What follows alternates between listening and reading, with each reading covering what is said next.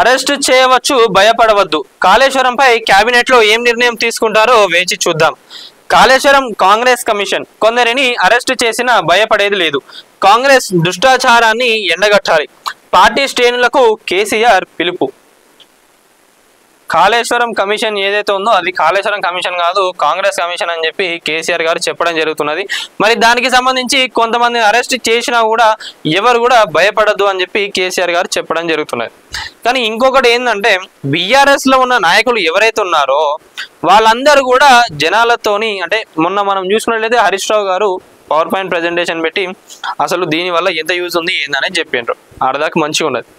కానీ ప్రతి ఒక్క నాయకుడు బీఆర్ఎస్ లో ఉన్న ప్రతి ఒక్క కార్యకర్తల నుంచి వెళ్ళి ప్లస్ నాయకుల వారందరికీ కూడా తెలవాలి కాళేశ్వరం వల్ల ఎంత యూజ్ ఉన్నదా లేదా ఏంటి అనేది కూడా మీరు వాళ్ళందరికీ చెప్పినప్పుడు మౌత్ పబ్లిసిటీ దీని అసలు ఎంత పక్క పెట్టుకుంటే మౌత్ పబ్లిసిటీ అనేది చాలా గొప్పది.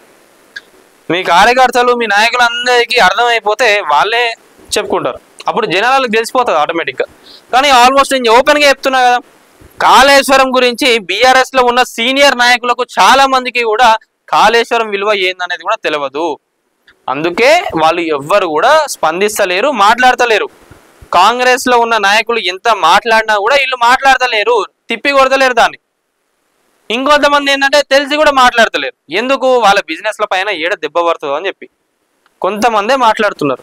ఇది ఒకటి కేసీఆర్ గారు మీరు దీన్ని దృష్టిలో పెట్టుకొని జర ఆ నాయకులు ఎవరైతే ఉన్నారో వాళ్ళందరినీ కూడా మాట్లాడేటట్టు చేయండి. అప్పుడు మీకు తెలుస్తుంది ఎవరు మాట్లాడుతున్నారో ఎవరు మాట్లాడతలేరు.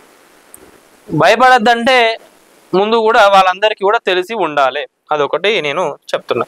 నిన్న ఎక్కడ గజ్వేల్లో ఫామ్ హౌస్ లో నాయకులందరినీ కూడా పిలిచి మాట్లాడడం జరిగింది. మరి ఈ కాళేశ్వరం కమిషన్ ఎటు పోతుందో ఏందో అనేది కూడా వేచి చూద్దాం.